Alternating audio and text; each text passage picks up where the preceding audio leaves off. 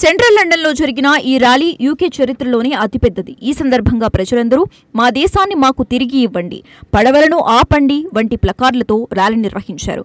ఇక ఈ ర్యాలీలో తీవ్ర ఉద్రిక్తత నెలకొంది. ఫార్ రైట్ కార్యకర్త టామీ రాబిన్సన్ నిర్వహించిన యునైట్ ది కింగ్డమ్ ర్యాలీ హింసాత్మకంగా మారింది.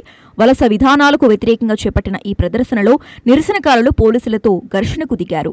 ఈ ఘటనలో 26 మంది పోలీసు అధికారులు గాయపడగా 25 మందిని అరెస్టు చేశారు. మెట్రోపాలిటన్ పోలీసులు వెల్లడించిన వివరాల ప్రకారం ఈ ర్యాలీకి ఊహించిన దానికంటే చాలా ఎక్కువ సంఖ్యలో సుమారు 1,10,000 నుంచి 1,50,000 మంది ప్రజలు హాజరయ్యారు. ప్రదర్శన చివరి దశలో కొంతమంది నిరసనకారులు అదుపు తప్పి పోలీసులపై బాటిళ్లు విసిరి దాడులకు పాల్పడ్డారు. ప్రత్యర్థి వర్గాల నిరసనకారులను వేరు చేయడానికి ఏర్పాటు చేసిన బారికేట్లను ఛేదించడానికి ప్రయత్నించారు. ఈ దాడిలో 4 అధికారులు తీవ్రంగా గాయపడ్డారు.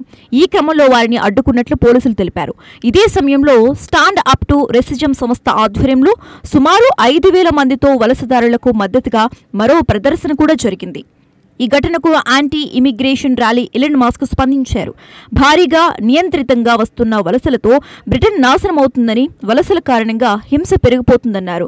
ఇక ఇది ఇలాగే కొనసాగితే హింస ప్రజలందరి వద్దకు వస్తుందని, ఇప్పటికైనా ప్రతిఘటించాల్సిందే, పోరాడాల్సిందే అన్నారు. హక్కులు కాపాడుకోవాల్సిందే, పోరాడండి లేదంటే చనిపోతారు అని వారికి మద్దతు ఇచ్చారు. చివరిగా బ్రిటన్లో ప్రభుత్వ మార్పు జరగాలని తాను అనుకుంటున్నాను అని కామెంట్ చేశారు. మరోవైపు వలసదారులకు మద్దతుగా స్టాండ్ అప్ టు రెసిజం పేరుతో మరొక గ్రూప్ నిరసనలు చేపట్టింది. ఈ 2 నిరసనలు అదుపు తప్పడంతో హింసాత్మకంగా మారాయి. ఆందోళనకారులకు పోలీసులకు మధ్య ఘర్షణకు దారితీసింది. ఈ ఘటనలో 26 మంది పోలీసులు గాయపడ్డారు. ప్రదర్శన చివరి దశలో కొంతమంది అదుపు తప్పారు.